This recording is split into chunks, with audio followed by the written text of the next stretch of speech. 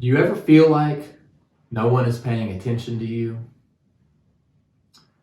To some degree, the story of Christmas is a story of a child who is not paid attention to. At least not like you would think. So we've watched the story unfold. Baby Jesus has been born. And sure, we know his loving parents were there, paying great attention, with great care and concern for the baby.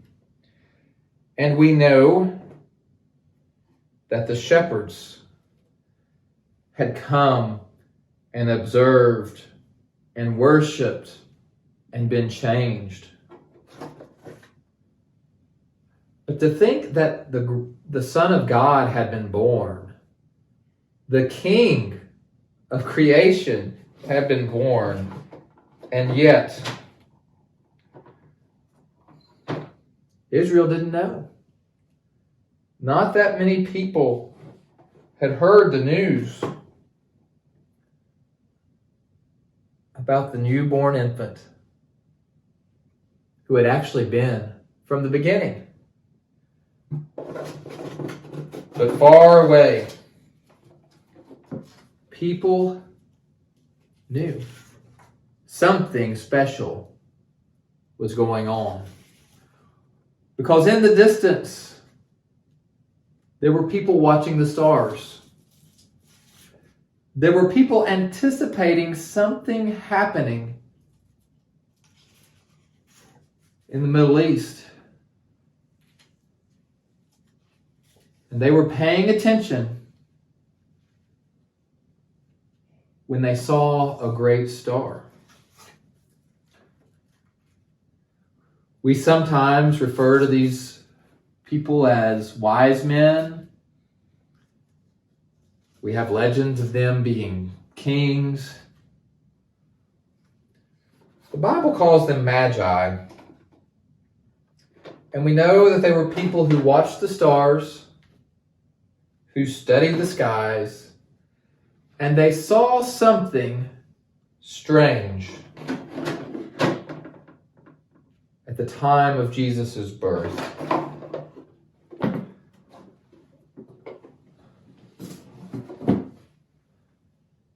From the east, they saw some sort of star appear in the sky that was bright and glorious.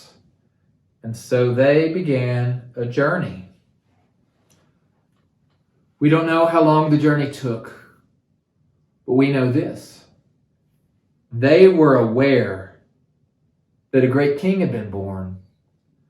But as they passed through the great city of Jerusalem, and as they met with King Herod, that king, the king of the Jews, had no idea what had happened in Bethlehem.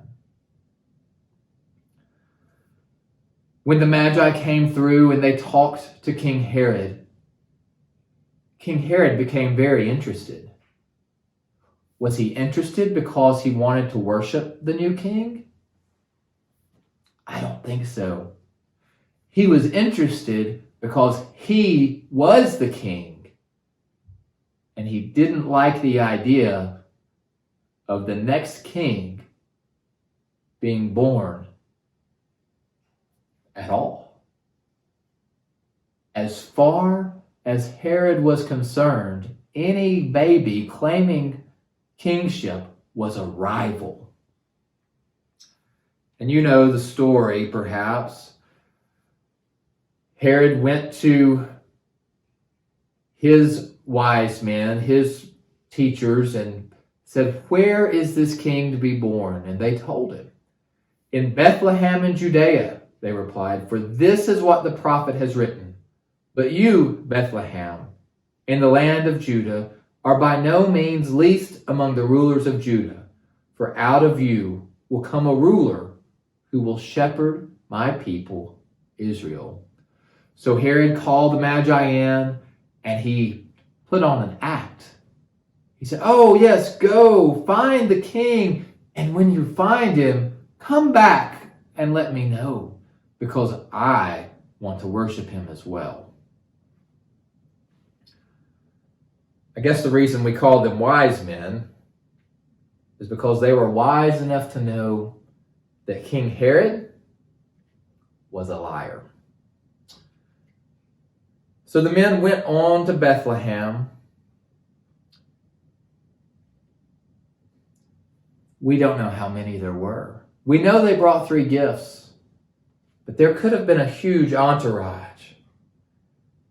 There could have been a huge number of camels, or there could have been just a few. But what's important is these magi from far away realized that something of great importance was happening. And so they made this trip, and they went to Bethlehem, and they found Mary and Joseph and young Jesus. And they brought their gifts of gold, of frankincense, and myrrh. The greatest gift the world has ever known had been placed in a manger. And the Magi came to see this gift, and they brought gifts. Were gifts exchanged in your home this week? I bet they were. Did you stop to think of the greatest gift of all? I hope you did. In all the giving and receiving of Christmas, may we never forget that child that was born in Bethlehem, in a humble place, surrounded by humble people, with gifts brought not from his own king, but from kings from far away.